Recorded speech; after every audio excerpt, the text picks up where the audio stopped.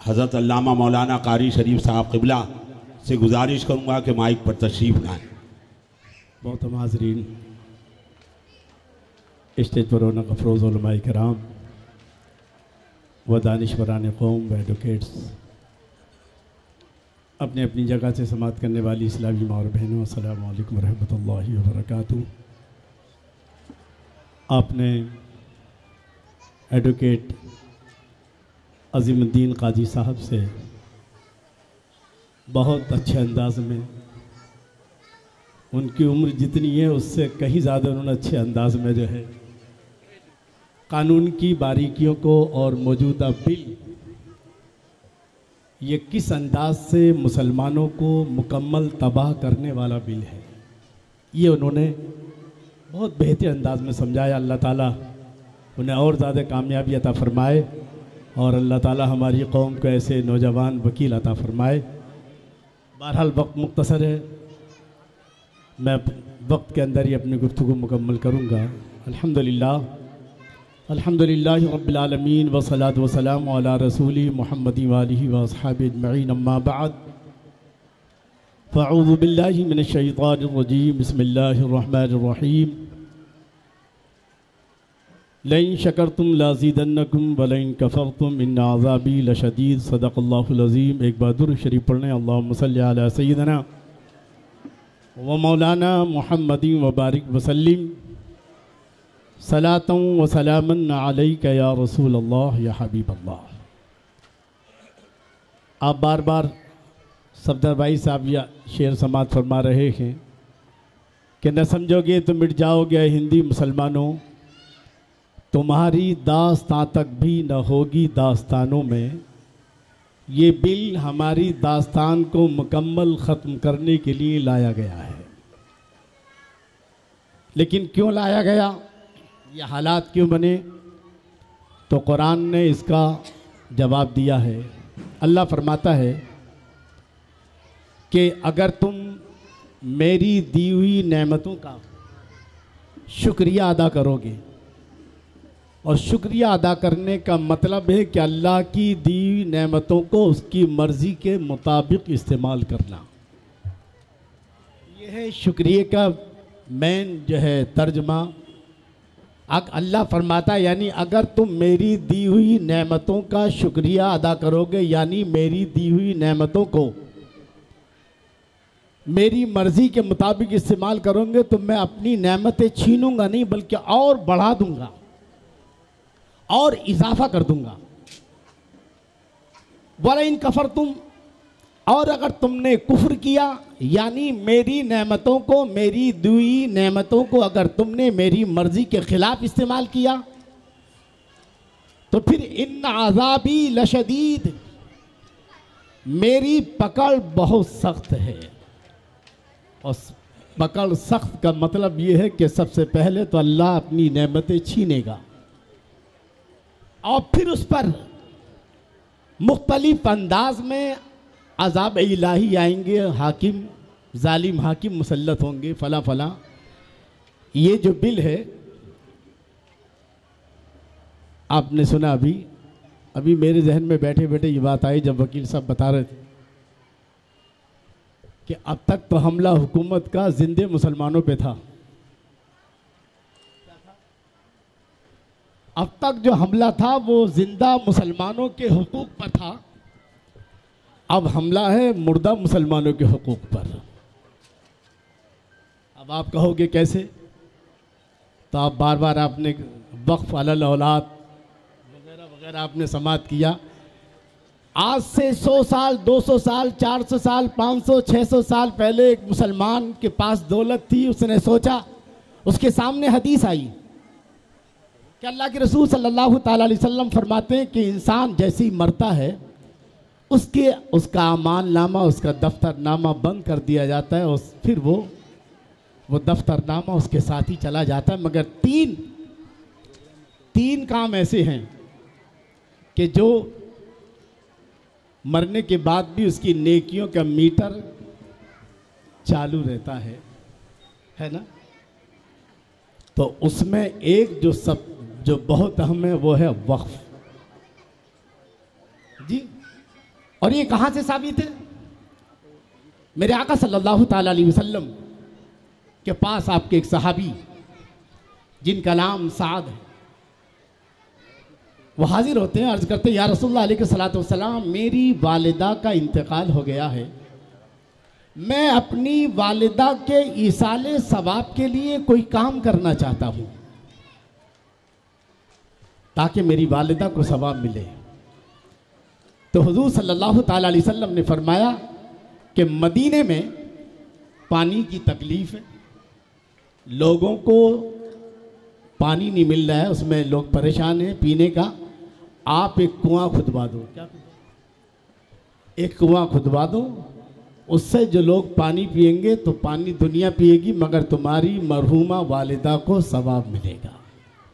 उन्होंने कुआं खुदवाया, तैयार हो गया, बारगाह रिसालत में हाजिर है, या रसूलल्लाह तशरीफ़ ले चलें और आपके मुबारक हाथों से इस कुएं का इफ्तिताह उद्घाटन हो जाए। मेरे आका सल्लल्लाहु ताला अलैहि वसल्लम पहुँचे और आपने कुएं के सामने इस तरह हाथ आगे बढ़ इरशाद अर्ज़ की, मौला ये जितने लोग भी पानी पिएंगे इसका सवाब साद की वालिदा को पहुँचे। किसको पहुँचे? तो वक़्फ़ का मतलब ये था कि भाई मैं मर जाऊं, ये तो हदीस है कि अपने मुर्दों को। दूसरा ये जिन्होंने वक़्फ़ किया, जिन्होंने जो है, हिंदुस्तान सोने की चिड़िया था, ये बात याद रखना, और ये सोने की चिड़िया किसी और ने नहीं, ये मुसलमानों ने बनाई। और अंग्रेज जो आया भारत में क्यों आया? किस लिए आया था? इसलिए आया था कि उसको मालूम था कि सारी दुनिया में सबसे ज्यादा मालदार अगर कोई मुल्क है तो वो भारत है, सोने की चिड़िया है। जब सिकंदर चला भारत की तरफ फतह करने के लिए तो उसने अपनी फौज से कहा था, बढ़ो उस मुल्क की तरफ, उस जमीन की तरफ कि जिसके खजाने कभी खत्म होने वाले नहीं हैं। ईस्ट इंडिया कंपनी के पास, पूरे इंग्लैंड की जो बैंक है उसके पास इतना पूरा असासा नहीं था जितना बंगाल के एक ताजिर अब्दुस समी के पास था। यानी मुसलमान ने इस मुल्क को ज़मीन की पस्तियों से उठाकर आसमान की बुलंदियों तक पहुंचाया। तो जब मुसलमान 800 साल यहाँ राज करते रहे तो मुसलमानों की हालत अच्छी हुई और मुसलमानों ने जो है कि क़यामत तक उनको सवाब मिलता रहेगा। उन्होंने वक़्फ़ की शक्ल में कब्रिस्तान को, मदरसों को और आपके खानकाहों को और जो है मुसाफिर खाने, इस तरह की ज़मीन वक़्फ़ का मतलब अल्लाह को दी, वो तो आपने समझ लिया पूरा जो है। और जो चीज़ वक़्फ़ हो गई, अब गोया जब तक उससे फ़ायदा हासिल किया जाता रहेगा, जब तक जो है उसको सवाब, मरने वाले को सवाब मिलता। तो गोया अब ये वक़्फ़ की ज़मीनें छिन जाएंगी, तो जहाँ मदरसे थे मदरसे भी छिन जाएंगे, मस्जिदें भी छिन जाएंगी, खानकाहें भी छिन जाएंगी, कितनों पे बिल्डोज़र चलेगा। तो गोया जो सवाब उनको मिलने वाला था एक तरह का, इन्होंने अपने हिसाब से, अल्लाह ताला तो नियतों के हिसाब से सवाब देता है, लेकिन इन्होंने अब मुर्दा मुसलमानों के सवाब का भी सिलसिला जो एक तरह का। बहरहाल तो अब मैं अर्ज़ कर रहा था कि अल्लाह ने हमें हुकूमत दी है ना, मगर हम हुकूमत ना संभाल सके। नतीजा ये हुआ कि अंग्रेज़ काबिज़ हो गया। अल्लाह इरशाद फरमाता है, इन्नल्लाह यअमुरुकुम अन तुअद्दुल अमानाति इला अहलिहा, ये सूरह निसा की आयत नंबर 58। अल्लाह तुम्हें हुक्म देता है कि तुम अमानतों को उनके हवाले करो। ये जो वक़्फ़ की जितनी भी प्रॉपर्टी है ये अमानत है कौम मुस्लिम की। ये इस वक्त हर ज़माने की जो मौजूदा नस्ल है मुसलमान, उसका काम है कि वो वक़्फ़ की प्रॉपर्टी को हिफाजत करे और अपने आने वाली नस्लों तक पहुँचाए। और जो इसका अहल, जिन्होंने अपनी गफलतों के सबब क्या किया, वक़्फ़ की ज़मीनों को नुकसान पहुँचाया। और आप देख रहे हैं कि ये कानून बिलावजी नहीं बना है, बल्कि यहाँ हमारी भी खामियाँ हैं। दिल के फफूले जल उठे सीने के दाग से, इस घर को आग लग गई घर के चराग से। ये ज़मीन है, मेरे नबी सल्लल्लाहु ताला अलैहि वसल्लम के पास कुछ सहाबा आए और उन्होंने किसी शख्स के बारे में पूछा। क्या पूछा? उन्होंने पूछा कि फ़ला शख्स के बारे में जिनका इंतकाल हो चुका था, हुजूर ने फरमाया वो जहन्नमी है, जहन्नमी है। साहबा उनके घर पे गए और उनके, ये सही बुखारी शरीफ की हदीस है, साहबा उनके घर पे गए, उनको किसी कौम की अमानत को संभालने का मौका दिया गया था। तो मुसलमानों की जो अमानत थी, अमानत की अहमियत का अंदाज़ा लगा सकते हैं कि एक मौके पर हज़रत उमर फ़ारूक आज़म रज़ी अल्लाह ताला दीवानों की तरह भाग रहे हैं, कभी बाजार की इस तरफ, कभी इस तरफ, कभी उस तरफ। लोगों ने कहा क्या हुआ उमर, आखिर दीवानों की तरह क्यों घूम रहे हो, क्या वजह है, क्या तलाश कर रहे हो? तो आपने फरमाया बैतुल माल का एक ऊंट गुम हो गया है, उसको तलाश कर रहा हूँ। कहा लेकिन ये दीवानावार कभी इधर भागते हैं, कभी इधर भागते हैं, कभी लोगों से पूछते हैं, लोगों को एक ऊंट इधर आया है क्या, मेरा जो है मैं उस ऊंट को तलाश कर रहा हूँ। मैंने दीवाने, यानी एकदम दीवानगी की तरह चारों तरफ से आप पसीने में शराबोर हैं और ढूंढ रहे हैं। कभी जिस तरह एक माँ अपने बच्चे को, अपने गुमशुदा बच्चे को तलाश करती है बड़ी बेचैनी बेकरारी से, इस आलम में हज़रत उमर फ़ारूक आज़म रज़ी अल्लाह ताला अन्हु तलाश कर रहे हैं। लोगों ने कहा एक ज़रा से ऊंट के लिए आप इतने परेशान हैं? तवज्जो के साथ समात कीजिएगा। वक्फ की ज़मीनों की अगर हम सही तरह रखवाली करते तो आज ये दिन हमें देखना ना पड़ता।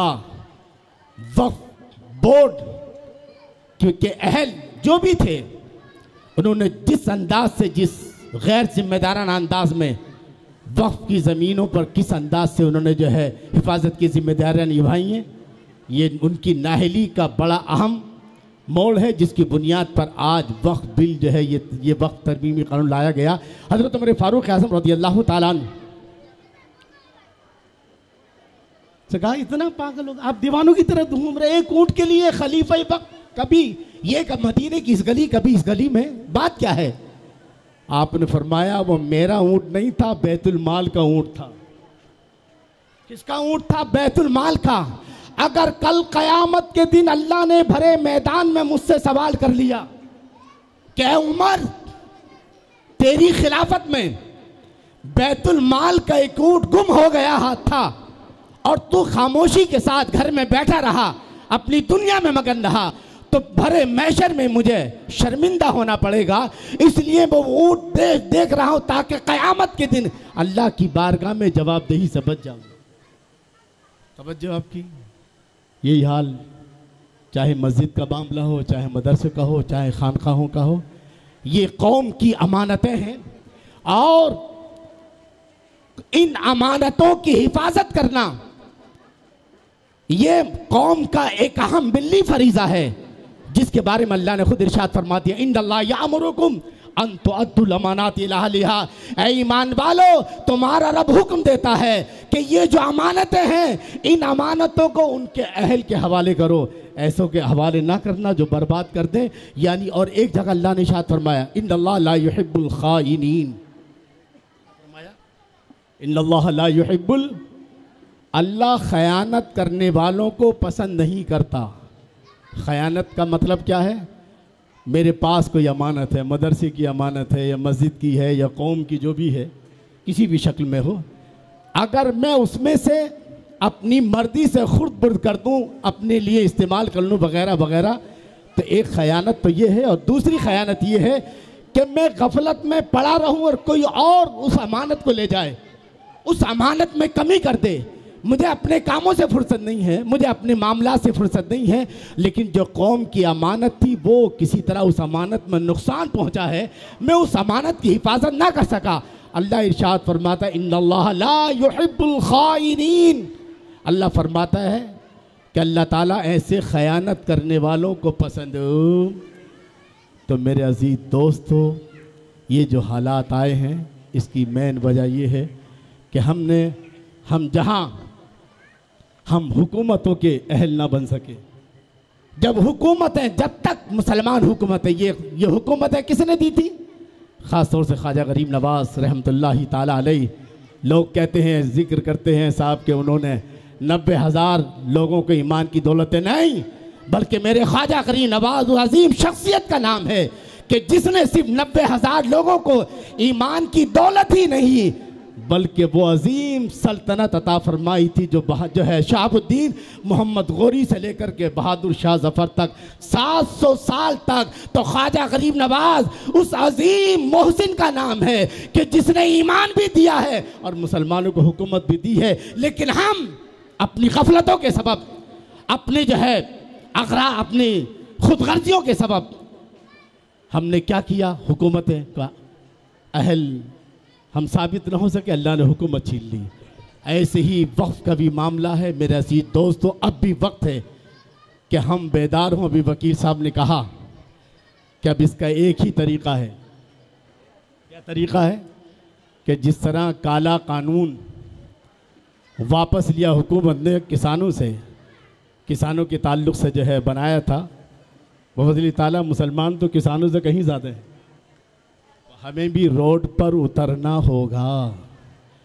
और कुरान मजीद में ये साफ कहा गया, कितनी जगह कहा गया कि ऐ मुसलमानों, एक जगह मैं आपको बता दूं, अल्लाह इरशाद फरमाता है वक़ाल लज़ीना कफ़रू लिरुसुलिहिम लनुख़रिजन्नकुम मिन अर्दिना व लतऊदुन्ना फ़ी मिल्लतिना फ़अौहा इलैहिम रब्बुहुम लनुहलिकन्न ज़ालिमीन व लनुस्किनन्नकुमुल अर्ज़ मिन बाद इला आखिर। अल्लाह फरमाता है कि जब रसूलों ने काफिरों को दावत दी तो ईमान की, तो बजाय दावत कबूल करने के उन्होंने कहा कि हम तुम्हें लनुख़रिजन्नकुम मिन अर्दिना, हम अपनी ज़मीनों से तुम्हें निकाल देंगे,